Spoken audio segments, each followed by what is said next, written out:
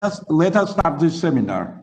You see the title. The presenter is Ari Laptev, and he's professor of Department of Mathematics in Imperial College London. He's a fellow of European Academy of Sciences since 2020, this year. Congratulations.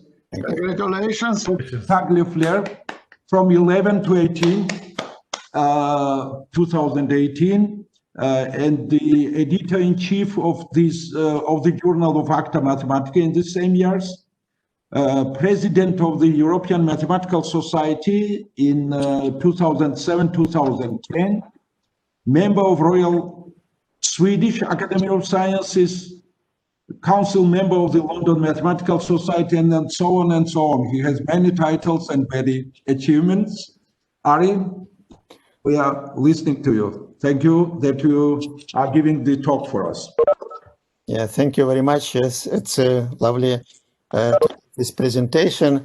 It's a soft sort of seminar. I mean, the background of the results which I'm going to present, some of them are pretty complicated, but some of them are not that complicated. And I chose those which are related to the main talk, and then of course, and then be sort of presented in a simple way. So maybe next slide. So what is the motivation here? So what we have is we consider this quadratic form which sort of related to a magnetic Schrödinger operator, and it's in R2 in 2 dimensions. So what is known is that if you consider this so-called Poincaré gauge, then you can always make sort of this calibration of a function in such a way, or magnetic field as well, magnetic potential, such that that sort of radial component of the vector A would be 0. So the that would be scalar product A with ER, which ER is equal to this I mean, it's defined before, yeah, here. I'm so sorry.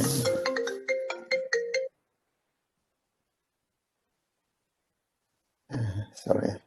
So that sort of radial component is 0, but then the whole thing it would be, I mean, along the tangent vector. Now then with this notation, the quadratic form of this operator of the Laplacian would be magnetic Laplacian would be written in a very simple way. So we have derivative with respect to r. And then what we have here is that we have a derivative with respect to theta. It comes into through this part, which is the circular part. You can take next slide now. Then our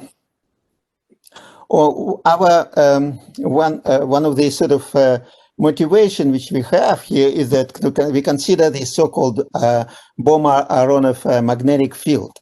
And this particular case, one of the examples of that is that this A theta, this function is just a constant divided by r.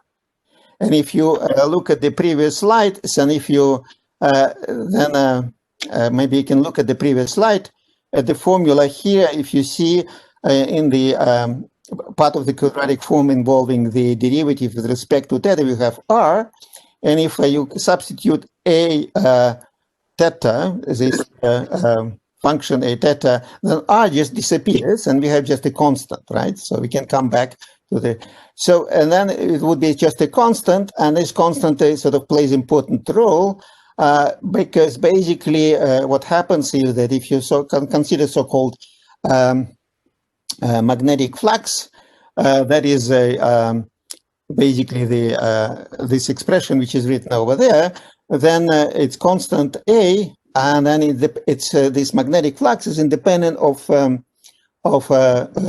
the disk of radius r, which we consider on the left-hand side.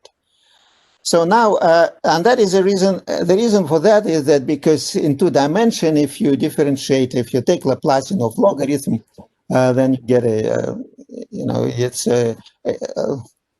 Basically, it's related to the delta function. Basically, if you take for the derivative, and then therefore the delta function, whatever b would be the delta function of the origin, and then whatever disk you take, integrating a delta function, you just get the same constant. So it would be constant times delta function.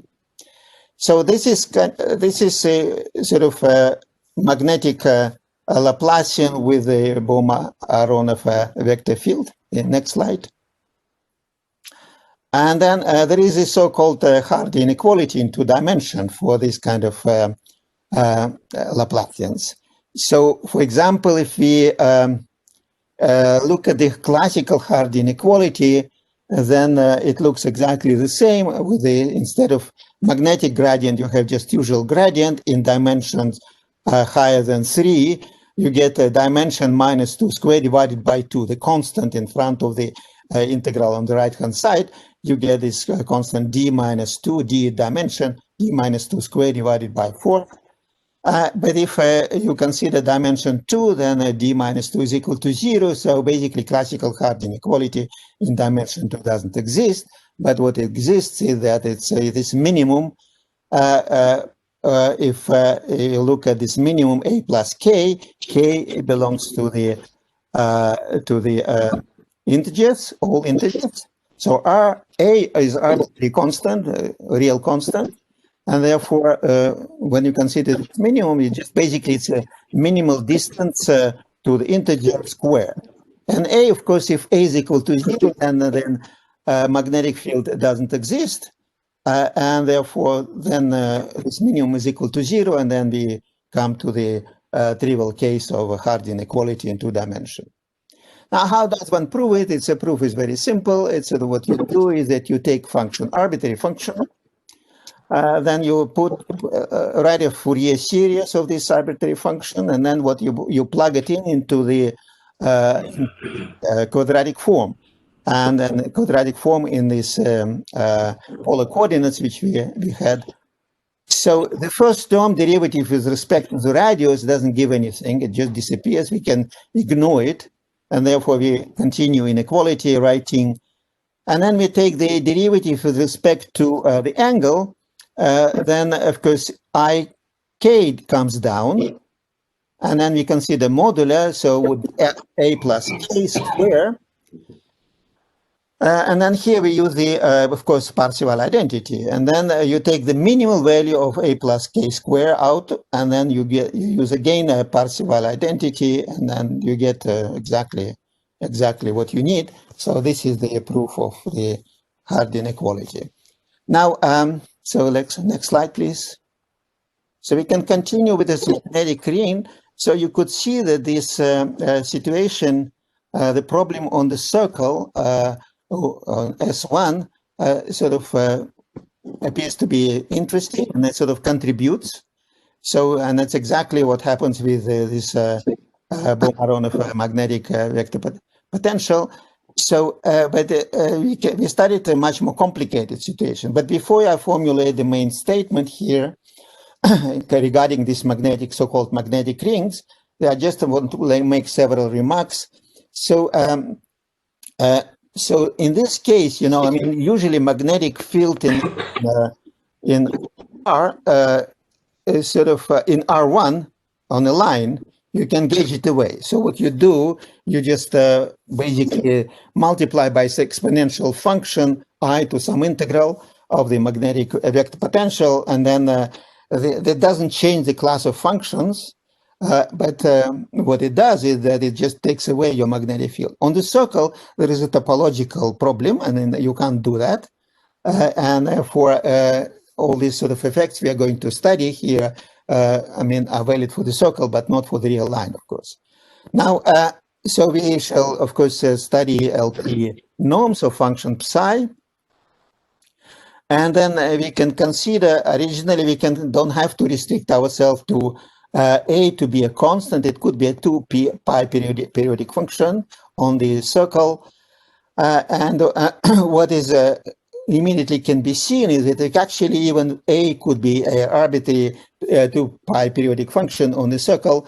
We can always reduce it to a constant. So what we do, we use this calibrating which is the following. Substitute instead of psi, you substitute this exponential function times psi, where a bar is a average of function a of theta, and sigma. Remember, I don't divide it by 2 pi because sigma 2 pi is included into d sigma, right? So sort of on the first line of the slide, definition of d sigma.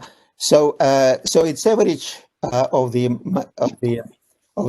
vector potential, and therefore basically we don't have to consider arbitrary potentials. We can consider just constants. So, and therefore, we can reduce the problem to the constant, as we could see through that example. So sorry. I have to quit the Skype because otherwise. Right. So maybe next slide.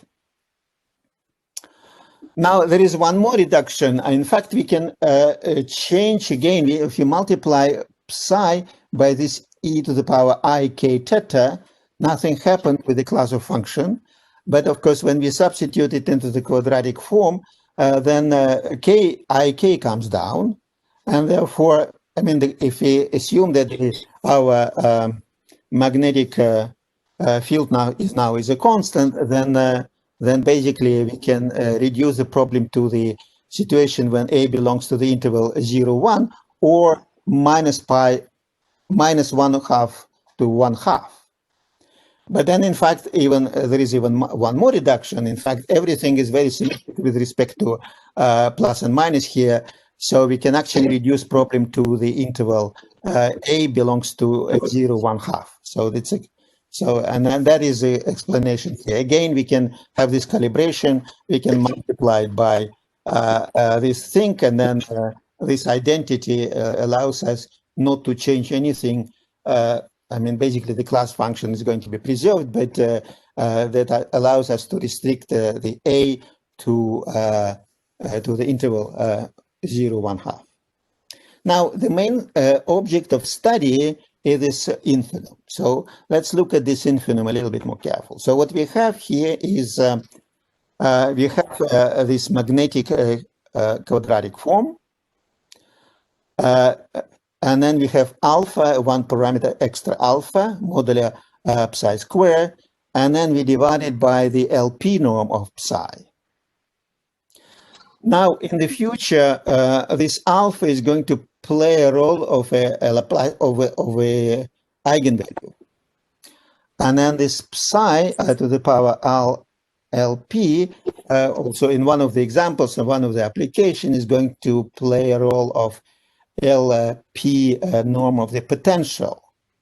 So eventually we would like to study the Schrödinger operator, magnetic Schrödinger operator on the circle with the potential, and then to estimate, make some estimates of the eigenvalues. So, and that's sort of what happens.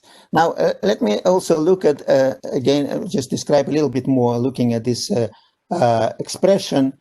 Now, what one can think of, for example, is that it's you can think of psi being a constant.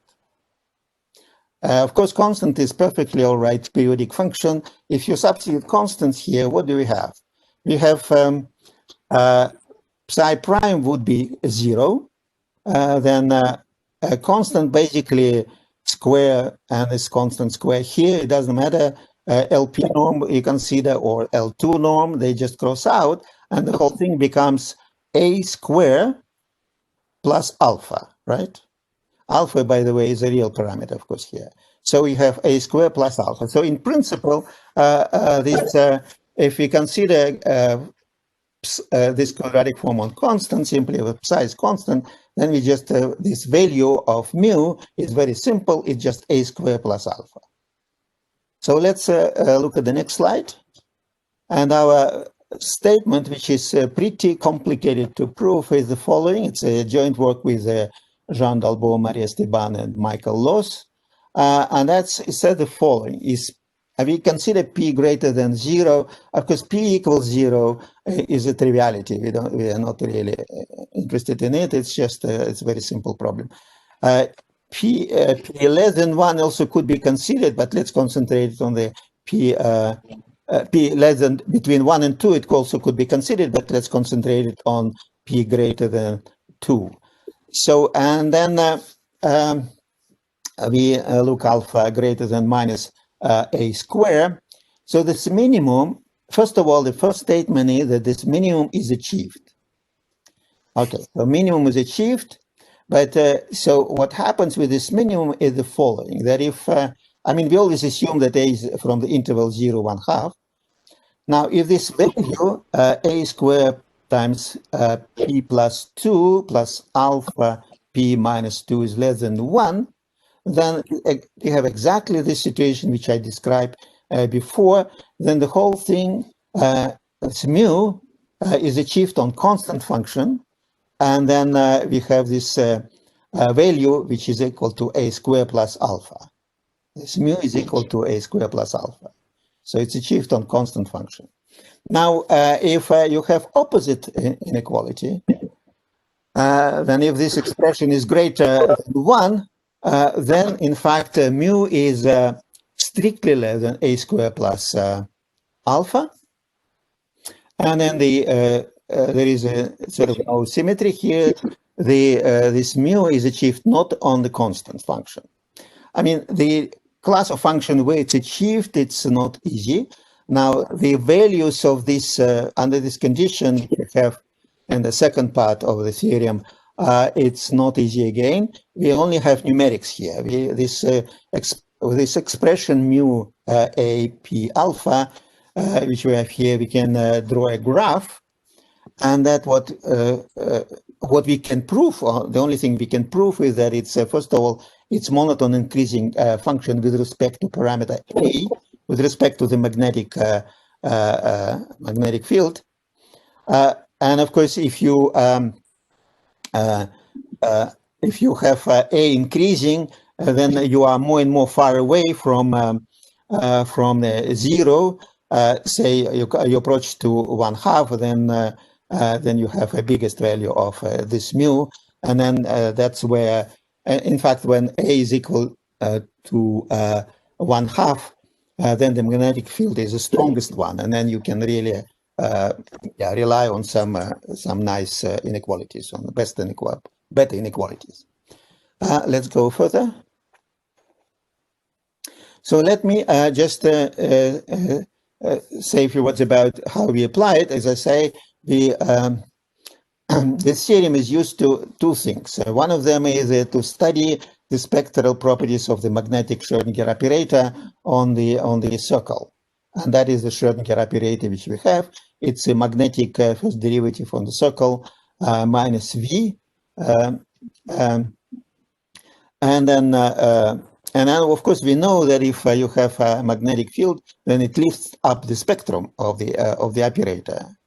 And then a final result, it depends substantially on the value of A. Now, one can also study. I mean, in general, if you have a magnetic Schrödinger operator on the plane, for example, or on any dimension on an Euclidean space, then you can remove, because I mean magnetic fields sort of leave the spectrum. And if you study the so-called Lieb-Thirring inequalities, namely, of course, we always assume that potential is decaying here, and then there is negative spectrum. We consider this means of the modulus of the negative eigenvalues, so sum of the negative modulus of negative eigenvalues to some power.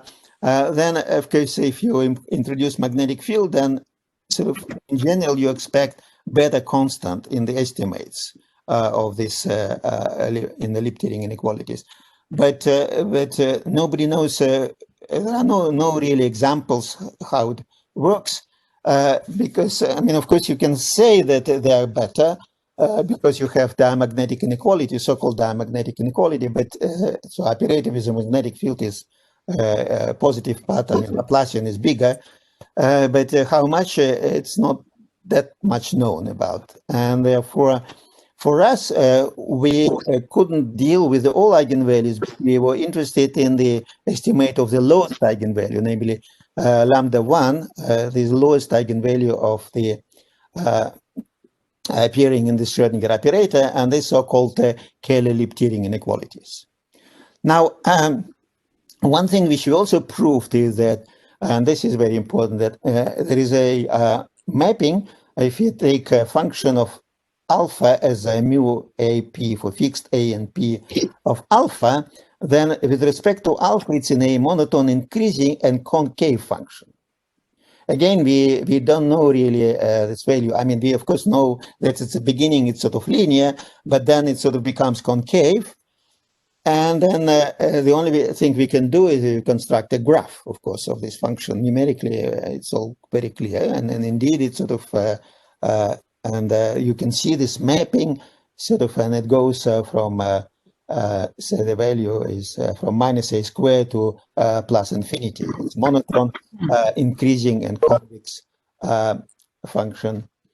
Yeah. Now, yeah. So sorry. I mean, I just. So now, if it monotone, if mu is a monotone increasing concave, then we can consider inverse function, and this is also important. This is alpha of mu, and now alpha of mu, it sort of it has its value from minus a squared to plus infinity, and therefore, if original function was concave, then the inverse function is also would be increasing and convex.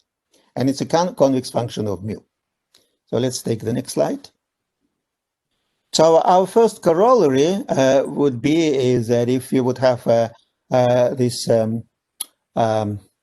if x p greater than 2, and if you introduce q, which is a natural parameter, and assume that v is non-negative, function is from LQ, then for the first eigenvalue of the Schrödinger operator on the circle, we would have this inequality. So it's minus alpha AP, and this is inverse function to the function mu, which we introduced just in the previous slide. And the value of mu here is exactly the norm of the potential V in LQ space. Now, so what happens here if these parameters are less than 1, then this alpha is a constant. It's mu minus a square. And I mean, remember, if so we have a very explicit inequality here because mu, you know, that's a normal function V of the potential V in LQ space. So this is our mu, right? However, if we have this opposite inequality, then the only thing we can say is that this alpha, the first eigenvalue, can be estimated, lambda 1 can be estimated by this minus alpha, which is alpha greater than mu minus a square. Again, mu is supposed to be, here is a norm of potential V in LQ. So we can estimate, basically what we can do is I can estimate of the eigenvalue, the lowest eigenvalue of the Schrödinger operator on the circle by the function, very nonlinear function of this of the LP norm of LQ norm of the potential. So this is the idea. So and what I already mentioned is that if we have the inequality 4a squared plus mu times p minus 2 less or equal than 1, then the inequality 2 is achieved on the potentials which are constant. Right, the next slide. Then the second inequality is related to Hardy inequality, which is a generalization which is the standard one. So we saw the Hardy inequality which with a Bohm-Aharonov magnetic field. So it was a full proof, very simple proof. But now we have something which can give a much more complicated. So if we have, again, this assumption, and if we introduce a function phi, which is a non-negative function belonging to LQ, then we have a new Hardy inequality. So we, on the right-hand side, we have modulo x squared, but on the top, we get this function phi defined on a circle. And then only thing we can assume is that it's from some LQ class. So of course, if function phi is equal to 1, then this tau would be known. I mean, that would be an inequality which we already proved. But in principle, phi could be a function, a very arbitrary function, and in particular, it can be it can be degenerate, right? Because LQ functions from LQ class could have singularities and then still integrable singularities, right? So therefore, it's a in some sense it's very different Hardy inequality, Hardy type inequality. And here tau is greater than 0, and then it's basically what it is. It's a unique solution to this equation. So that is the statement of the corollary that we have this function alpha, which we introduced before, and we substituted phi LQ phi times tau, and we try to solve this equation. Sometimes it's solvable, sometimes, I mean, it's always solvable in principle numerically. Sometimes it's can be solved very easily, but sometimes it's more complicated. So, for example, if you have this condition that a square less than 1 divided by p plus 2, then tau is known, and this is exactly constant. And that corresponds to this trivial case when our infinite mu, which we introduced before, was achieved on constant function, basically. So that's exactly, then we can see a very explicit value of this constant tau in the Hardy inequality. Now, just one remark here we have is that if we have this, I mean, we can always say choose A and phi and P in such a way that in the end we would have this less than 1. So we would satisfy this basic condition when all these inequalities are achieved on constant function. And if you substitute phi equal to identity 1, we get exactly this inequality which we have already proved. Remember that we consider always A between 0 and 1/2. So we don't need to consider minimum of the distance between A and the integer square here, sort of, because we have this. So we take the next slide. Now, something about the proof. So I want to demonstrate basically how it works. And so this is something which works for, in general, for all these kind of things. And this kind of inequalities also, you use basically Hölder inequalities, but you basically don't lose them much. You don't lose almost anything. I mean, normally it shows that it's sort of these problems which you have nonlinear problems and then linear problem with the Schrödinger operator, then somewhat there is kind of duality, and you, even though you use Hölder inequality here, you don't lose anything. So what we do, we consider quadratic form of the Schrödinger operator, and then we use Hölder inequality. Sorry, yes. Yeah, so we take the negative term and we make it bigger, and therefore we have inequality in the right direction. So we make the smaller, more negative. And then mu is precisely this norm, LQ norm, which appears here. And here we have psi and LP norm on S1. So, and then what we have is that mu now, being this norm, then we can, what we immediately have is that it's just, we take the right-hand side of the inequality after Hölder inequality, after applying Hölder inequality, and we immediately say that, that this right-hand side, remember mu is equal to this norm, is greater or equal than alpha, right? And this is exactly inequality for the first eigenvalue, the lowest eigenvalue, right? So for all of them, actually. So of course, and of course, the lowest is included here. So because the infimum of the left-hand side in this inequality is precisely lambda 1 of the magnetic Schrödinger operator on the circle, right? And then and this alpha is well studied now, and in particular, if we in the case when the parameters are small enough so that we have inequality which is written a squared plus times p plus 2 plus alpha p minus 2 less than equal than 1, then everything is achieved on a constant, and we can have this inequality that lambda 1 is greater than a square minus norm VLQ norm. So you see, I mean, even for this simple case, what we have here is that we see that how actually the eigenvalues of the Schrödinger operator on the circle depend on the magnetic field. So because a square is very explicit here.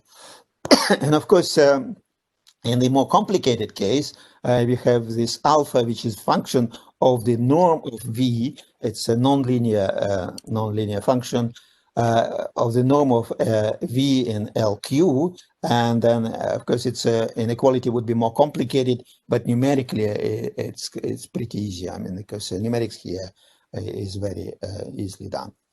So we can go further. Now, we can also say a few words about the proof of Corollary Two. So how it works here. So in 2 dimension, we could see before that the radial. So we present again our. We consider the quadratic form of the magnetic Laplacian in polar coordinates as we had before. So that's exactly the same as we already met before. And as before, we forget about the derivative with respect to r. It doesn't contribute much here. And we only consider the part which involves the derivative with respect to the angle. And then what we do is that we take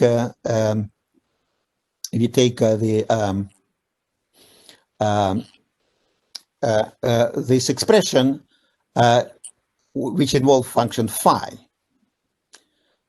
And what we can say that it's you see. So if you now I mean, we would like to estimate it, right?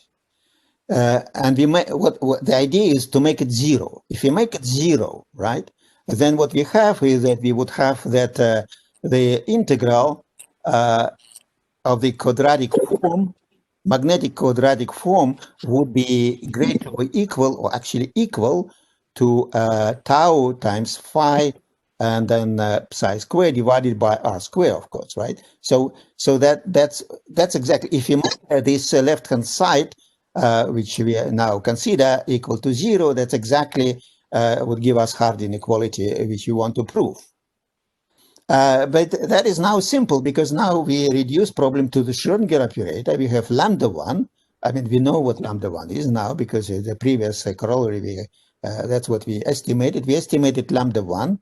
And then this is an estimate of lambda 1 through alpha, the function alpha, depending on tau and the potential in an LQ norm potential.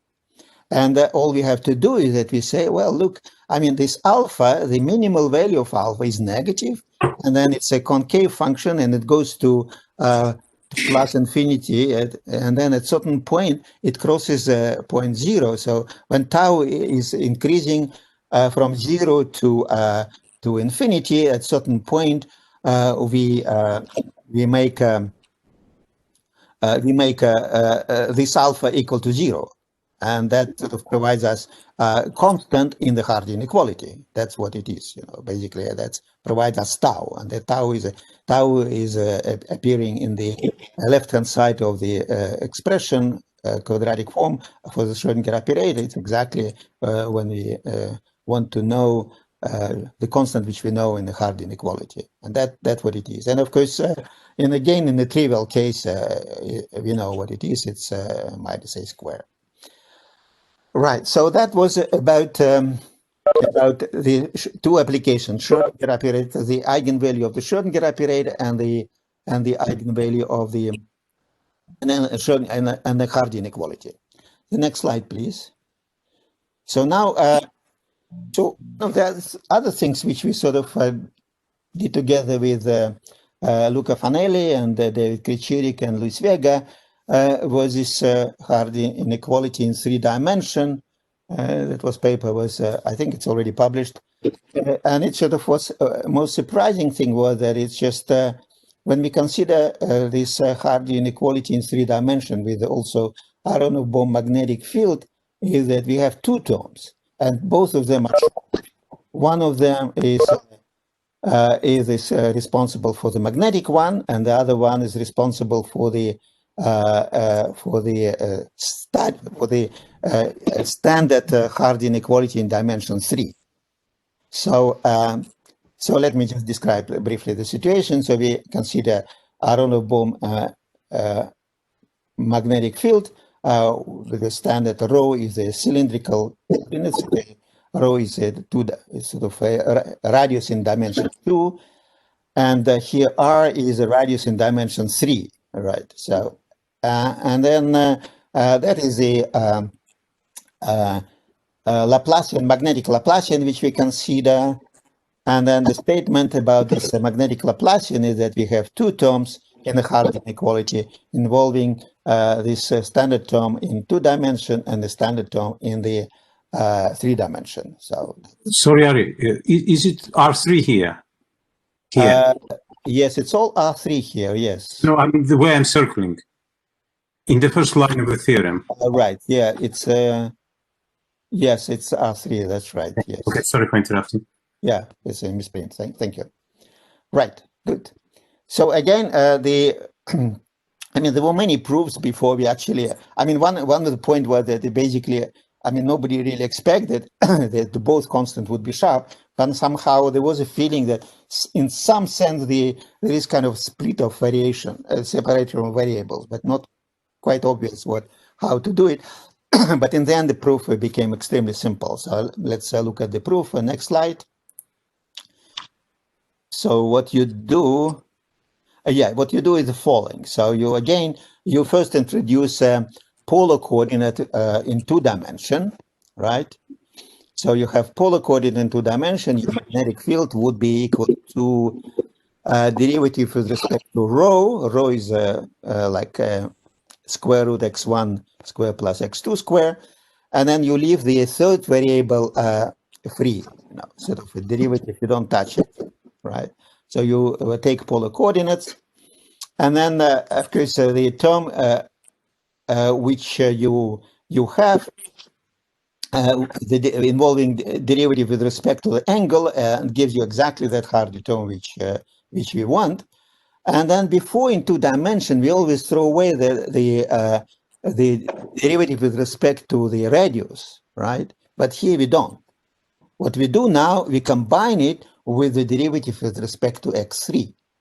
And there is a standard, so a ground state, so-called ground state transformation. We substitute instead of psi here, we substitute this expression. And when we substitute it inside, we get what we want plus something positive, which we also, finally we throw away this, what is positive here, and then we come to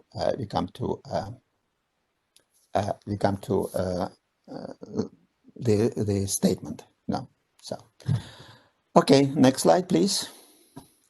So now the last thing which I want to mention, also in our very recent paper, which actually been just accepted very recently, also related to all these sort of inequalities, but it's a so-called, we shall deal now with the Poincare inequality on S3.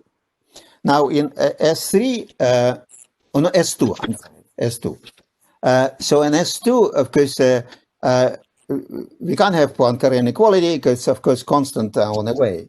So and then, but if you introduce a magnetic Laplacian, then it's going to be okay. And then how do we introduce magnetic Laplacian? So what we do is that it's we consider so-called in fact, there was a paper of Ekholm and Portman, and both of my students, and then we tried to some time ago to prove this kind of inequalities for the sphere.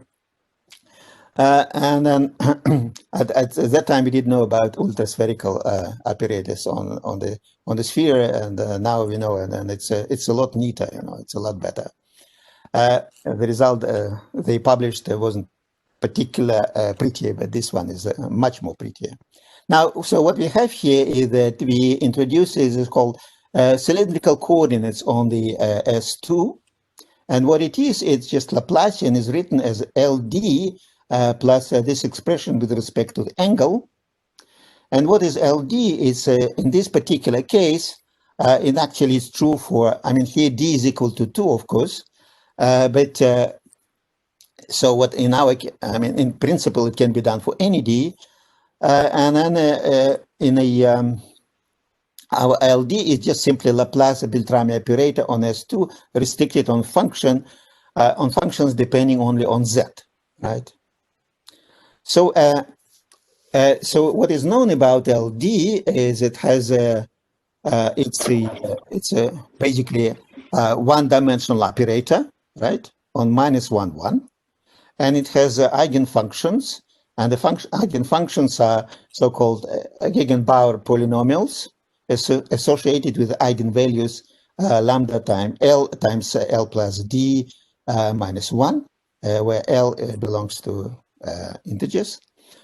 Now, one of the points here is that this LD and GLD, they could be, they actually could be introduced for arbitrary D, not necessarily integers, for any Ds. And that plays a role in what we're going to do now.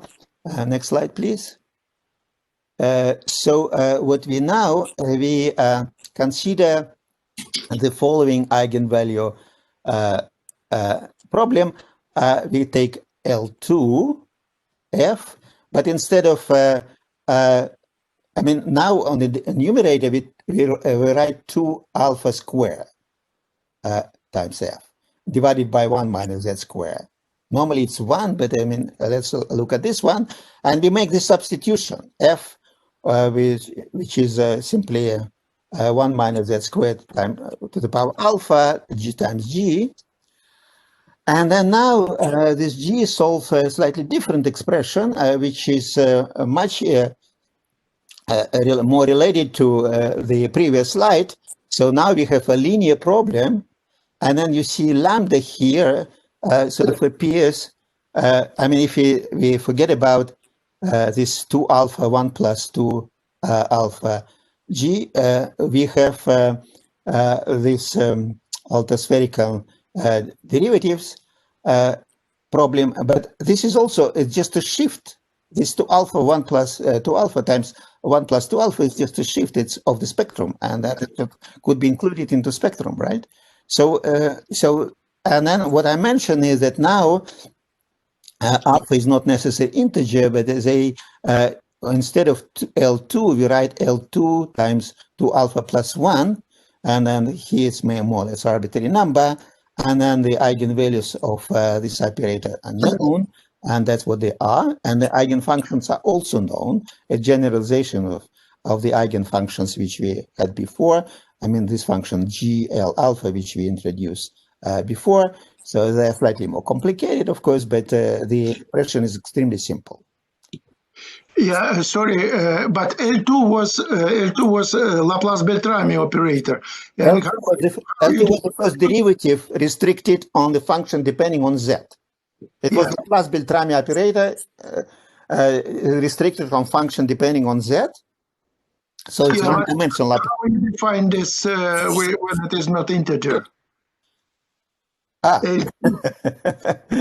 Well, that's something I'm not ready to say. I understand how to do it, but what do you mean by this? Yeah, well, it's just generalization. It's a well-known fact, obviously it's well-known. I didn't know about this well-known fact, but that's sort of what happened. You can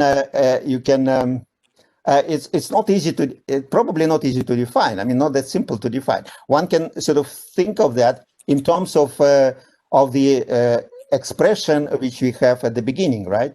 So it's simply, I mean, what do we have here? What we have here, we have we can study instead of L 2 times 2 alpha plus 1, we can study this operator with the potential, right? And that's what it is. I mean, that basically you can identify this operator with non-integer d to the spectral problem of this operator. I mean, which with the potential, right? You can also define it as a delta in because this is a positive operator, so you can define it some any power. Yeah, that's right. It's what you mean. Yeah, exactly. Yeah. Okay. Okay. So let's continue. I'm about to finish soon. So let's take the next slide. So now we can introduce the magnetic Laplacian on the sphere which we are dealing with. So I mean, it's a natural thing now. So this operator related to L would be the first one, right? And then the derivative. I mean, if A if A small is equal to 0, then we don't have magnetic gradient, but then we introduce this A, which is natural now to introduce a magnetic field, and that's our gradient A. That's how we define it. It's simple like that. And that is if you take gradient A square, that would correspond to the Laplacian magnetic Laplacian on the S2. And that the expression for this magnetic Laplacian is written below now. That is the second derivative with respect to Z. So gradient square, we write it the gradient square because we always deal with the, of course we can integrate by parts and then the expression would be more complicated, but we only need the, we always consider quadratic forms. I mean, basically of the. I mean, of course, we from the quadratic form we can always write down how the Laplacian looks like, but we don't need it now. So that is our gradient AU square modular. That's what it is. And now there is a theorem which we had together with my colleagues. And it's actually a long paper which appear in reviews of mathematical physics now. I mean, I think it's just been accepted for about a month ago or something. So that part is also included there. So for this magnetic Laplacian, which is defined through the gradient A, we have this inequality with explicit value of lambda. Again, if A small is, we don't have magnetic field, we don't have any of these, because of course, if you take a usual gradient, a usual Laplacian on the sphere S2, and then we substitute constant, then the left-hand side would be 0, and the right-hand side is, of course, it's also, I mean, it's not 0, but if for the in non-trivial magnetic field, we have this inequality, and then lambda A explicitly computed, and this is minimum, which is written here, modulo A k minus A, and modulo K minus A plus 1. And then the biggest value, again, we can assume, as usual, that A is between 0 and 1/2. A small is between 0 and 1/2. And then, of course, the best constant which can appear here is, of course, when the magnetic field is the strongest one, namely A is equal to 1/2, and that is 3/4. So that's a very explicit constant. The proof reminds you. We can look at the next slide. So the proof is more or less very similar to what we had before in a different situation. So what we do now, we write down again. We write down the this in this coordinates zeta theta. We write down the functions in a Fourier series, right? And then we take we substitute into the gradient u, right? You write this one, and then here they are u k l. They are basically Fourier coefficients in this basis f, which we introduced before, which is related to the Gegenbauer in the polynomials, and then that's what it is, basically. And then in this particular situation, what we have is we have this derivative with respect to z, and then we, instead of the derivative with respect to, when we derivate with respect to theta, then again comes down, and then and that is, you see, so what we have here, we have this quadratic form of, I mean, this u, k, l, they are exactly eigenvalues, right? They're exactly eigenvalues for this operator. Therefore, we can estimate it from below. We take the minimum with respect to k, and then using Parseval identity, we come back to our function u, also L2 norm of u. So on that, and its lambda corresponds to the spectrum of this operator, basically, which we just defined before. So that's sort of basically all I wanted to say. Now, so there is speaking about Hardy's inequalities.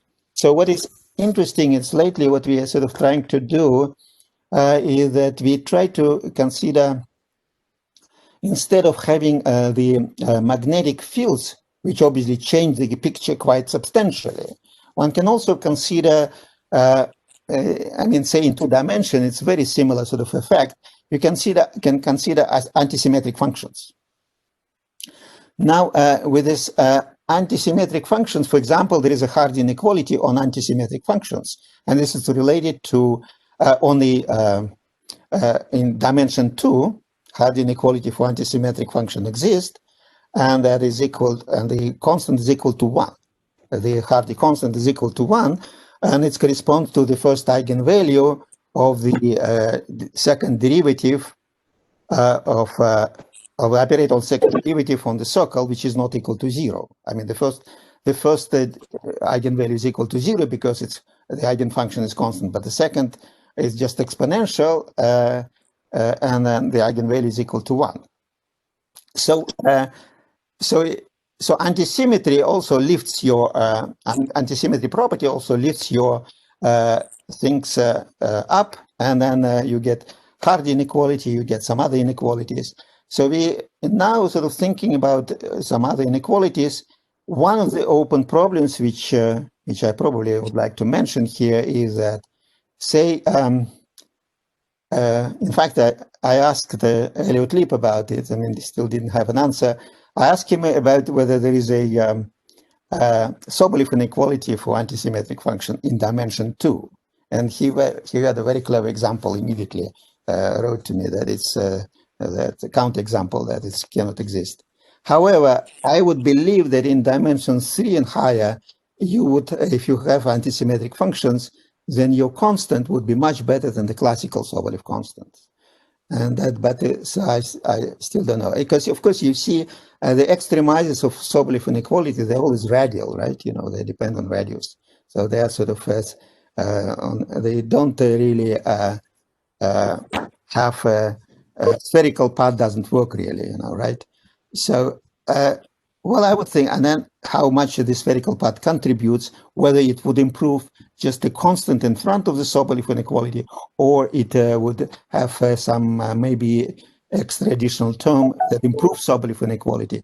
But the improvement should exist, I think, and then the sort of how sort of it appears, it's not quite clear. I think what sort of we recently did, we proved some kind of new Caffarelli con Nirenberg inequality related to that, but that is sort of it's the text is not quite written yet. So but, again, it's on the antisymmetric functions, and antisymmetric functions are very natural class of functions because that's exactly well, in the say theory of Schrödinger operator, there is a sort of fermions, right? They are supposed to be fermions. So let me show you the last slide, and thank you very much. Thank you, Ari, for the very interesting talk. And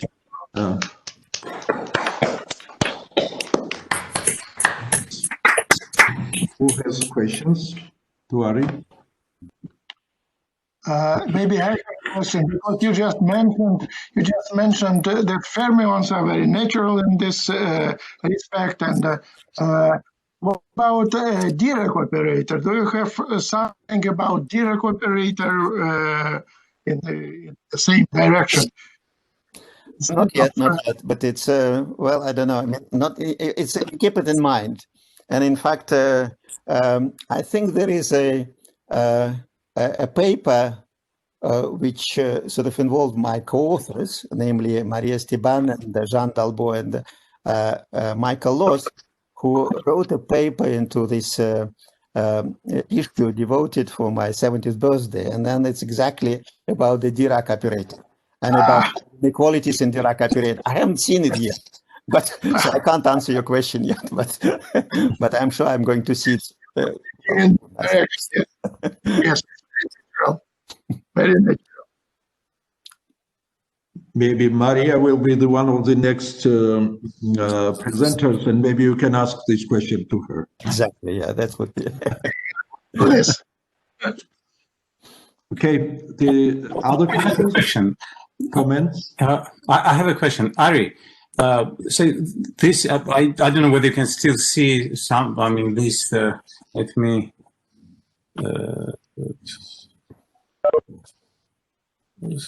So, oops.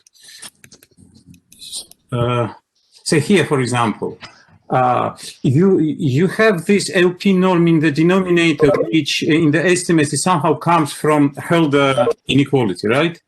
Well, yes, regarding the Schrödinger operator, yes, exactly, yes. Right, and say, so therefore there is a degree of freedom which you get depending on your potential and all of that. So if you do, I mean, you probably know where I'm heading now. If you do, say, if instead of this you do some sort of Orlich norm, can anything like that be achieved? Or? Yes, it would be interesting. Yes, we haven't done it, of course, but it could be interesting. I'm sure that would be just simply more refined inequalities here. Okay. Yeah. Okay. Thank you. I agree. Yeah, it's your cup of tea, right? Kind of. Okay. Further questions, please. Ari, can I ask you one naive question? So when you consider this Poincare inequality, does it just the sharp constant is just the first eigenvalue of the Laplace-Beltramian scheme? Yes, and is yes. It? No, but it depends on A. That's the point. You see, it depends on the magnetic. The whole idea is make it depending on the magnetic field, right?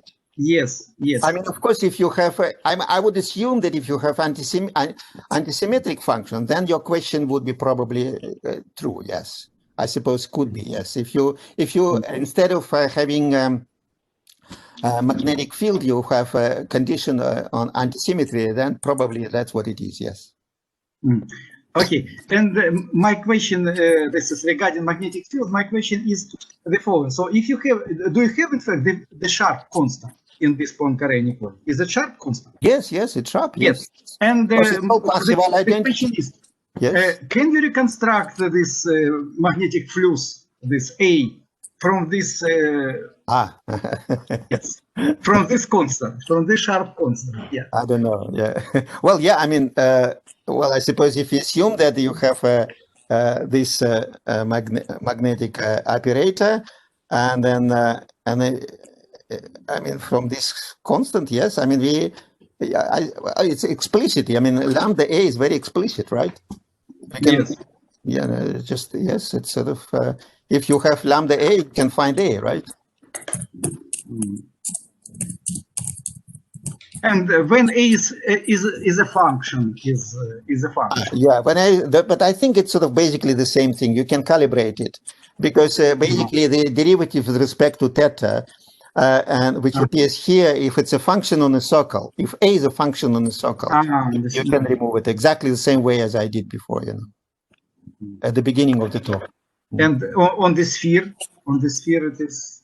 Well, the way how we introduce it, of course, it sort of depends. It's natural depends on if you make it dependent on Z, I think it's more complicated. Yeah.